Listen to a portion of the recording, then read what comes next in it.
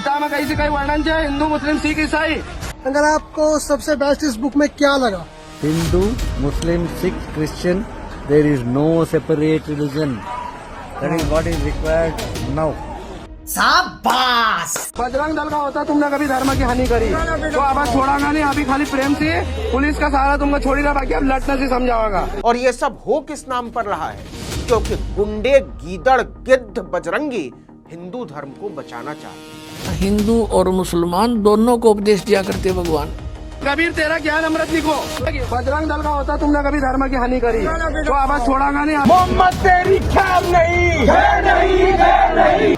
और इसी को धर्म के तौर पर साबित कर देना चाहते हैं। पूरे विश्व में एक मानव पंथ रहेगा और कोई ना जाति ना कोई धर्म अलग रहेगा।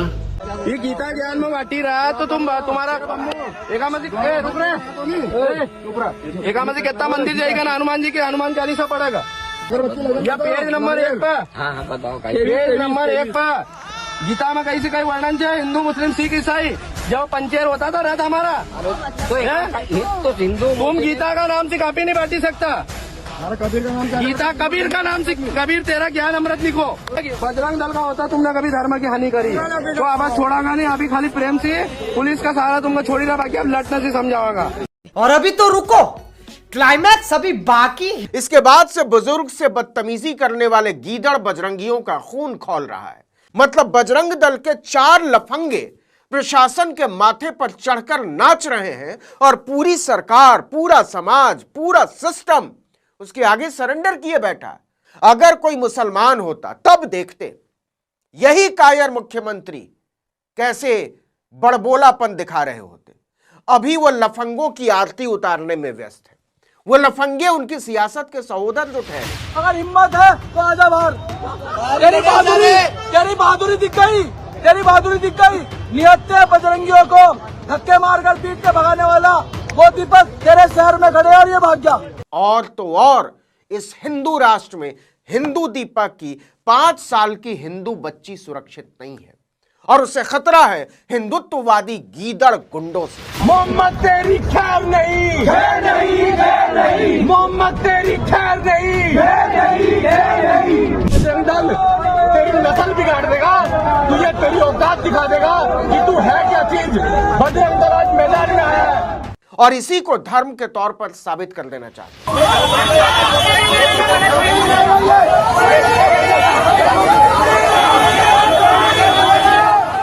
वीडियो में दिख रहा है कि खुद को बजरंग दल का कार्यकर्ता बता रहे कुछ लफंगे दुकान में घुसते हैं। वो वकील अहमद से कहते हैं कि दुकान के नाम में बाबा शब्द हटाओ। इन लफंगों का कहना था कि बाबा शब्द से कोट द्वार के प्रसिद्ध सिद्ध बली बाबा मंदिर को लेकर भ्रम पैदा हो रहा है। बजरंग दल के वो लफंगे कहते हैं कि बाबा हिंदू शब्द है और एक मुसलमान को बाबा शब्द का इस्तेमाल नहीं करने देंगे। इस पर बुजुर्ग सकपका जाते हैं। ये बाबा नाम हटाओ आप, या तो बाबा बन जाओ, हमें उससे मतलब नहीं है। आप इसे चेंज करवाइए बाबा शब्द को। यही नहीं, अभी और सुनिए। या पेज नंबर 1 पर। हाँ बताओ। पेज नंबर 1 पर गीता में कहीं से कई वर्णन है हिंदू मुस्लिम सिख ईसाई। जब पंचेर होता था रथ हमारा तो हिंदू, तुम गीता का नाम से काफी नहीं बांटी सकता।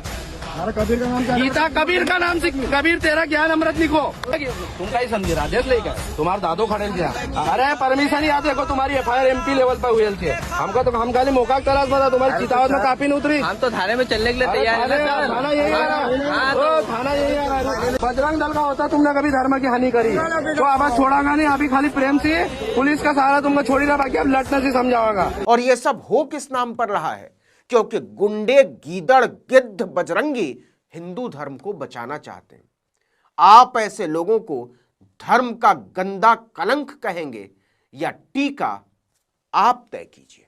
कमेंट बॉक्स में लिखकर बताइएगा जरूर। क्योंकि ज्ञान हमें था नहीं, कोई भी बैकाले था। हिंदू और मुसलमान दोनों को उपदेश दिया करते भगवान और कहा करते भाई हिंदू मुस्लिम दो नहीं भाई, दो कहे सो नरक में जाई।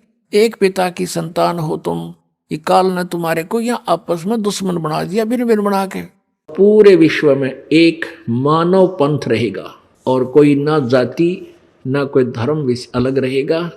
जीव हमारी जाति है, मानव धर्म हमारा, हिंदू मुस्लिम सिख ईसाई धर्म नहीं कोई न्यारा। इस काल ने हमें इस कलयुग में विभाजित कर दिया। कलयुग से पहले आप पिछली हिस्ट्री देख लीजिए, अपने इतिहास बहुत लंबे चौड़े हमारे पास रखे हैं। कोई धर्म अलग नहीं था, द्वापर तक कोई भी मजहब नहीं था, 4 वर्ण अवश्य थे।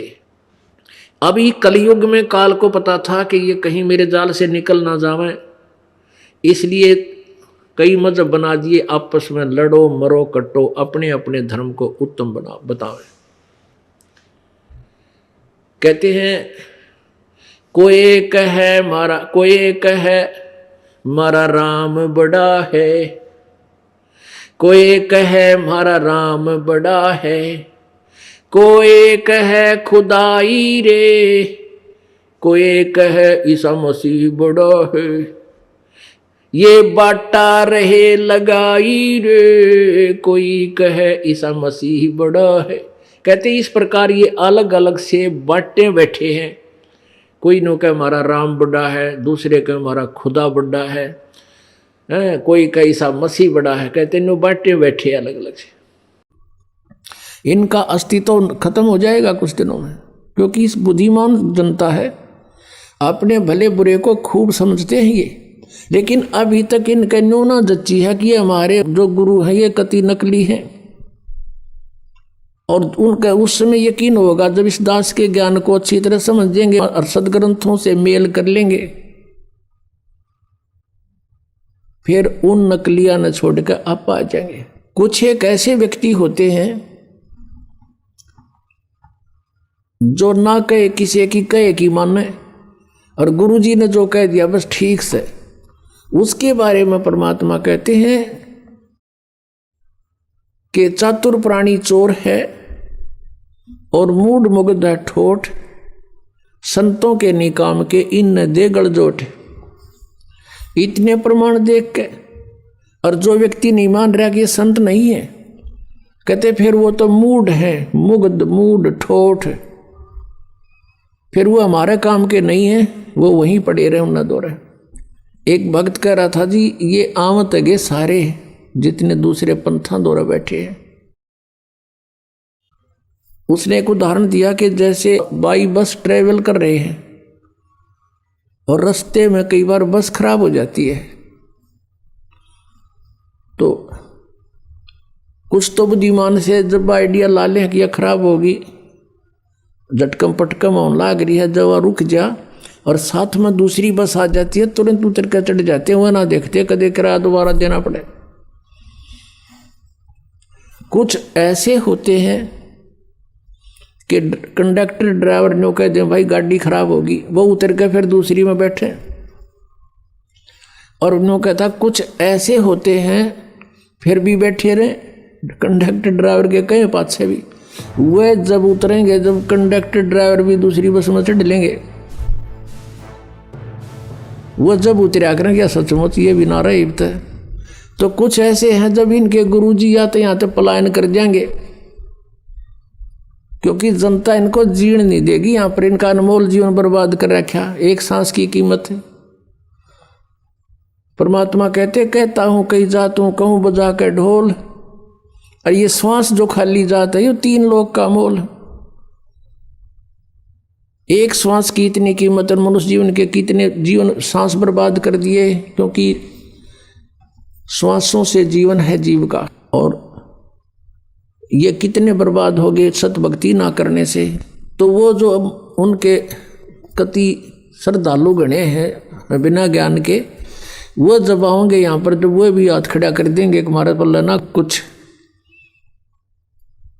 तो ये भी पुण्यात्मा होगा कोई ऐसा कह देता है। वैसे यहाँ बहुत से ऐसे महंत हैं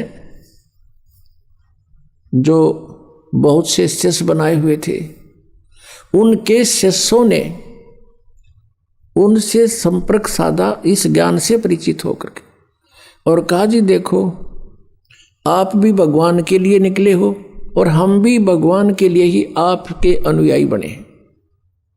यदि ये ज्ञान गलत है तो हमें क्लियर करके बता दो। अगर ये रामपाल ज्ञान गलत बोल रहा है तो हमें बताओ, ये प्रमाण दे रखे, और नहीं तो फिर आप भी आओ अब थोड़ी बहुत देर तक वो गुरु अग्रम मग्रम करता है, लेकिन फिर विवश हो जाता है, क्योंकि उसको भी भगवान चाहिए। अगर इतनी सच्चाई देखकर वो नहीं आते हैं, नहीं मानते हैं, तो वो संत है नहीं, वो तो परमात्मा भी नहीं चाहते, केवल महिमा चाहते हैं अपनी।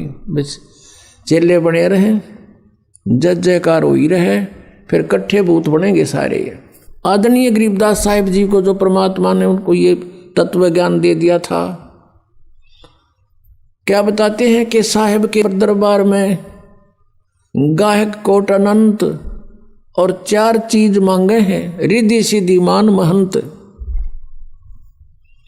उस परमेश्वर के साहिब के दरबार में ऐसा कोई एक इन चारों ने छोड़ के और चाव है पुरुष अलेख। तो ये सब मान महंत के भूखे हैं जितने ये संत पंथ बने हुए। यदि ये मान बढ़ाई नहीं चाहते हैं और ये अपना कल्याण चाहते हैं और ये हितैषी हैं अपने अनुयायियों के, तो इस दास के ज्ञान से परिचित हों और इसमें बताओ गलत कहाँ है, और ये अपना टिप्पणी दो फिर इसके ऊपर। क्यों नहीं बोलते? 10 साल हो गए दास ने गला फड़ाते ने, और सरेआम कह रहा हूँ, टीवी चैनलों पर भी बोल रहा हूँ, पुस्तकों के माध्यम से भी इनके पोल खोल रहा हूँ। क्यों ना बोलते? ये क्यों नहीं बोलते? क्योंकि ये चोर है। परमात्मा कहते हैं बेखों के लश्कर फिरें ये बाणी चोर कठोर, और सतगुरु धाम ना पहुंचेंगे ये 84 के ढोर। इनका अस्तित्व खत्म हो जाएगा कुछ दिनों में, क्योंकि इस बुद्धिमान जनता है, अपने भले बुरे को खूब समझते हैं ये, लेकिन अभी तक इनका न्यूना जच्ची है कि ये हमारे जो गुरु हैं ये कति नकली हैं। और उनका उस समय यकीन होगा जब इस दास के ज्ञान को अच्छी तरह समझेंगे और सदग्रंथों से मेल कर लेंगे, फिर उन नकलिया न छोड़कर आप आ जाएंगे। कुछ एक ऐसे व्यक्ति होते हैं जो ना कहे किसी की कहे की माने, और गुरुजी ने जो कह दिया बस ठीक से, उसके बारे में परमात्मा कहते हैं कि चातुर प्राणी चोर है और मूड मुग्ध है ठोठ, संतों के निकाम के इन दे गड़जोट।